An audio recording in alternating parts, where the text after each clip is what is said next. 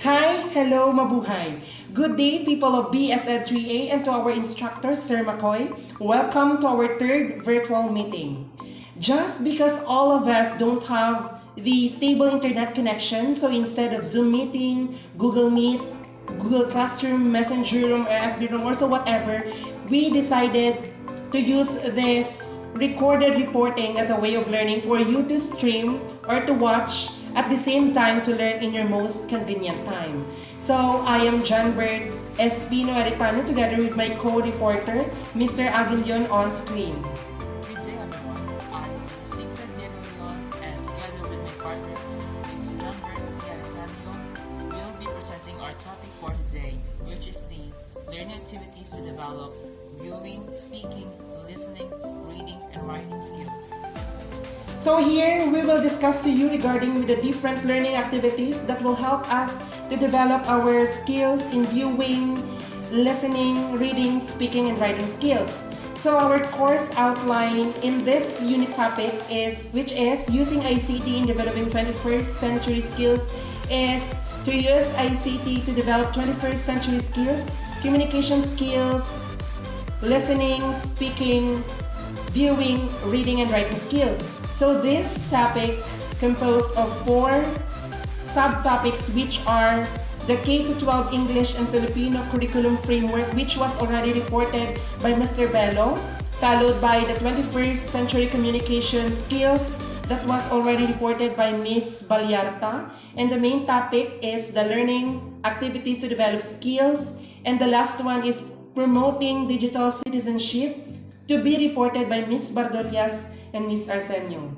So people of BSN 3A, sit back, relax, and enjoy watching.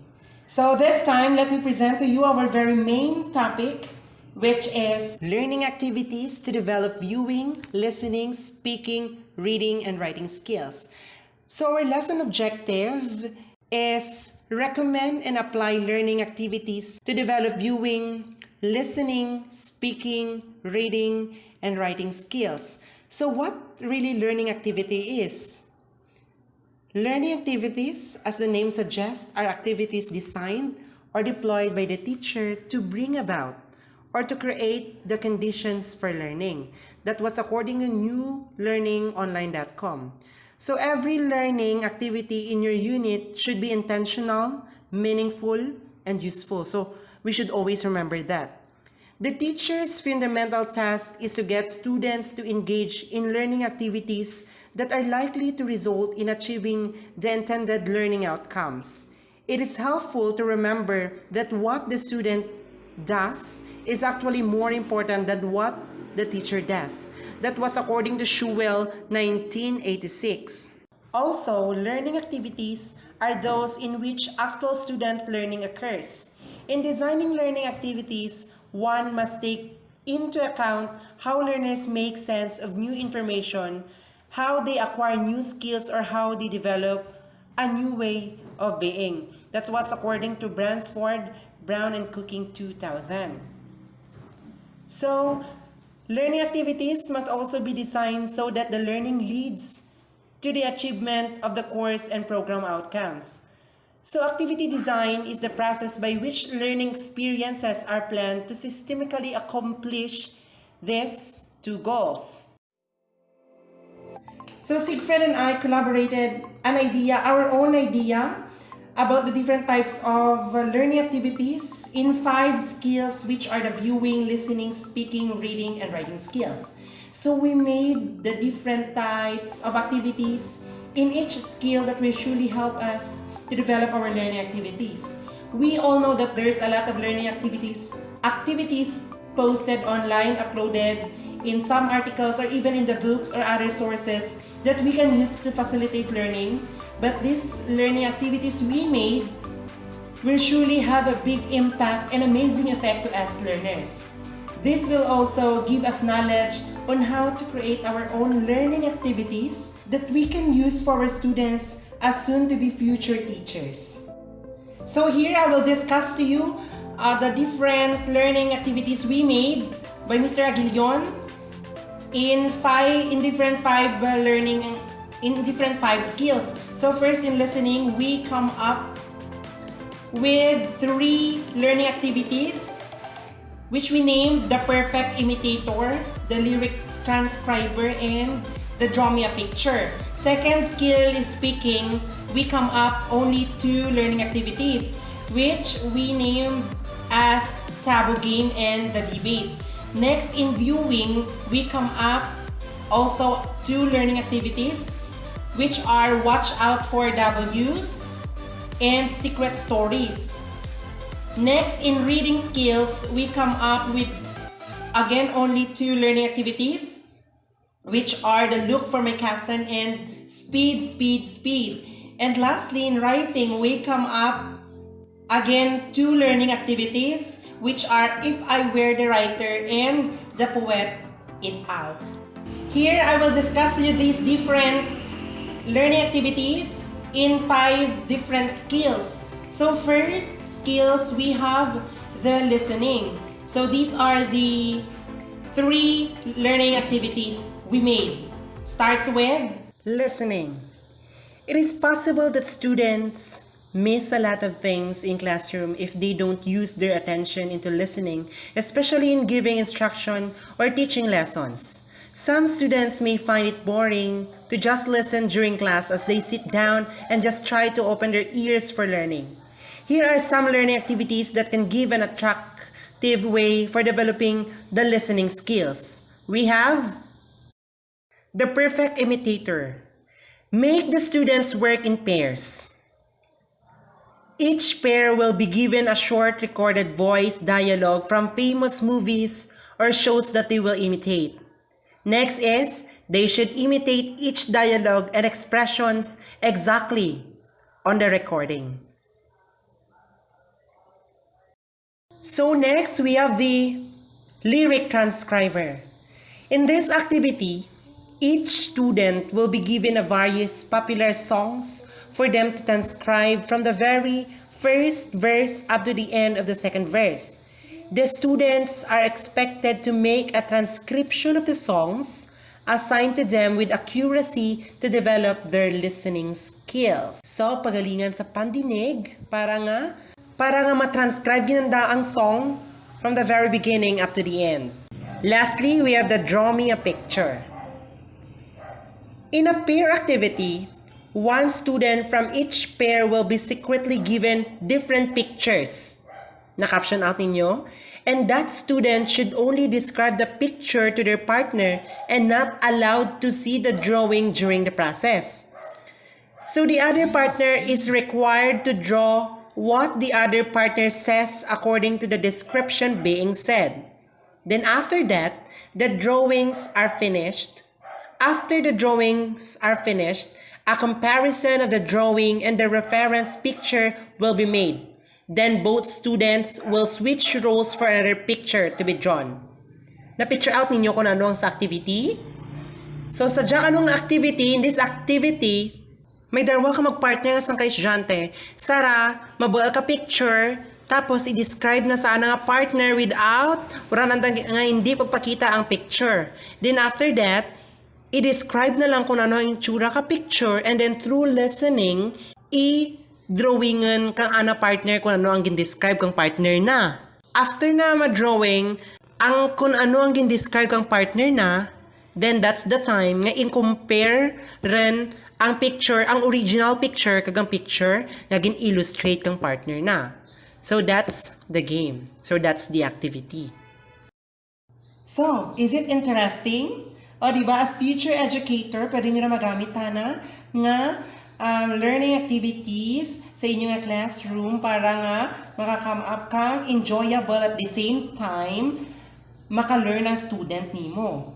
So here, makonsider lang natin na successful ang ginatawag natin nga listening skill if ang activity nga is successfully nga nahimo kang partner or successfully nahimo kang estudyante. So, let's proceed to the second skill. We have speaking. One of the major troubles that students are facing at school is speaking, especially in using the English language. Majority of the students have the fear of speaking in public or even reciting in class. Here are some interactive learning activities to aid them to hone their speaking skills, which is a vital need for 21st century learners. Yes, we all know that kalabanan sa mga estudyante may mga tawag natin nga stage fright, kaya hindi nanda malikawan ang pagkulba. It is because nga wala na build ka nanda ang ginatawag ng self-confidence. Pero para ka natin as future educator, especially as English majors, dapat fluent kita magamba ka English. Hindi ko man makonsider ang self nga may fluency ako sa English language, but then again, I am trying my best para nga ma-build ko pagid ang confidence sa akin nga self, at the same time, mahon ko akin nga speaking skills. So here, in speaking, there are 2 learning activities. First, we have the table game. So here, one student is required to sit in front, facing his or her classmates and facing away from a PowerPoint slide projected behind. The student in front will guess the noun written on the PowerPoint slide with the help of his or her classmates by taking turns on the describing about the projected noun. This will help students have confidence in speaking since it's interactive and a fun activity. So that's the table game. Next activity is that what we call the debate. Yes, I know nga kalabanan kaninyo, especially Princess Mariano. And sa mga classmate ko nga feel nyo nga kabalan ka mo sa debate, yes, consider yourself. Here the next activity is what we call the debate. So in this activity, students will be divided into 2 groups. I-picture out ninyo ha. Students will be divided into 2 groups. The 2 groups will be assigned to be the agree side and disagree. On the other side, they will be given a controversial topic to be debated according to their opposing sides. Students are expected to work as a team and take turns for speaking of their ideologies in respect with their sides. So I know nga familiar kita sa game nga dya, sa activity nga dya, because kalabanan sa atin nga mga activity, may mga debate na kita mga na-experience. So, through these activities, the table game and this debate, makabuild dyan sa confidence ka sa kabata, and through that, their speaking skills will also develop. So our next skill is what we call the viewing. So we come up with 2 learning activities, and the first one is what we call the watch out for W's. So in this activity, require students to write a summary that includes the 5 W's, or the what, where, when, why, and 1H, which is the how, questions about a recent news report on TV. So this activity will practice their attention for detail and comprehension from viewing. Yeah, from the description presented in the slide, syempre clear rin dyan nga, gina-require natin sa student, ang gina-require natin sa estudyante nga mag-view kang mga news, kung ano man dyan nga mga rampant issues ka dyan sa Philippines or all over the world. And through that, ma-develop nanda ang viewing skills nanda. So next, we have the learning activity, what we call the secret stories. So in this activity, assign an activity to the students to watch the 2008 movie or the Mamma Mia. After the movie, the students should write explanations about the song used in the movie and how it relates with the plot and situation of the characters. For example, Mamma Mia by ABBA was sung by the main role, Donna Sheridan, because she can't move on from her ex-lovers. So through these 2 skills, what I mean is, through these 2 learning activities, makahelp dyan sa student natin nga makabuild kang strong and great viewing skill. So next skill, we have the reading. So we come up only 2 learning activities, and the first one is what we call Look for My Cousin.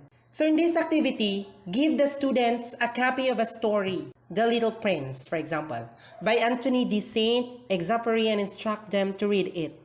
As the teacher or facilitator, have a secret list of words written in native language. Test the reading skills of the students by asking them to look for the English term of synonyms or the words written on native language. This will test their reading by skimming or scanning the text. So next activity is what we call speed. So in this activity, Give 3 different copies of short stories with reasonable length for each student to read. They should finish reading every story within 5 minutes. After 15 minutes, they will answer the question for each story. This activity will test their comprehension while on speedy reading. So through this 2 learning activities, naging come up naman, makabulig dya para nga maka-help kang student para nga ma-build ang ana nga reading skill. And of course, just because we are future educators, dapat i-instill natin sa mind kang ating mga students nga dapat read gid para nga not only for them to learn but also to love reading. Yeah, because I know that most of the students are hindi gid nanda feel nga magbasa-basa. It is because nga they think it might be boring, it is boring, or ano man dyan. Dapat, as a future educator, i-encourage natin ang ating students na mag-read gid sanda in order for them to learn and discover new things, new words for them to use in everyday life. Yes. And lastly, we have the writing skill. So we come up with 2 learning activities. First, we have the what we call If I Were the Writer. In this activity, the students will be given time to watch the 2016 film Alice Through the Looking Glass. After reading the story, they will write an alternative ending on the story that exhibits creativity and logical end story. This activity will assess the students' creativity, English grammar, spelling, and use of language in writing. So, natin nga kalabanan sa atin nga mga teachers, most of our teachers, nagapabuhat ka natin ka mga activity nga, how will you end the story? Just like that. And through that, ma-develop ka sang ka-student ang ginatawag natin nga writing skills. So, we have the second activity, what we call the Poet et al. So, in this activity, the class will be divided into groups with a minimum of 3 and maximum of 5 members. Each group should be able to compose an English free verse poem. Each member should write 1 line only and take turns on writing until they reach the maximum lines for the poem, which was 15 lines only. This activity will practice their skills in writing poetry, creativity, and observing English grammar rules. So have you ever remembered, guys, during sa klase natin kay Sir Alex nga we are in a group, then ginapasulat kita ni Sir Alex 1 line per student, tapos ginaparibot ang papel. After that, makakama up kita kasang kapom through sugpon-sugpon. And that is interesting. So that's the example of learning activities we made and share with you in order for you to know what are the learning activities that can help us in honing our different skills. I know that this is just an example of learning activities, but we are hoping that all of you will able to come up with your own learning activities in 5 different skills. So this video serves as an instructional materials for you to know what are the possible learning activities that you can use in classroom environment as teacher for the future. I know that most of you enjoy watching because Queen Berta is on your screen. That's all for now. Siegfried and I wants to extend our sincere gratitude for you, for your time and effort in watching our recorded video presentation. Note, if there's something you need to clarify, to ask, or to add, chat us personally and we will entertain your concerns. So bye for now. We are hoping that all of you learn even a little from us. People of BSN 3A, in behalf of my co-reporter, Siegfried Aguillon, saying thank you, keep safe, and Godspeed. Kruhay BSN 3A, Kruhay Kasubay. Thank you for watching.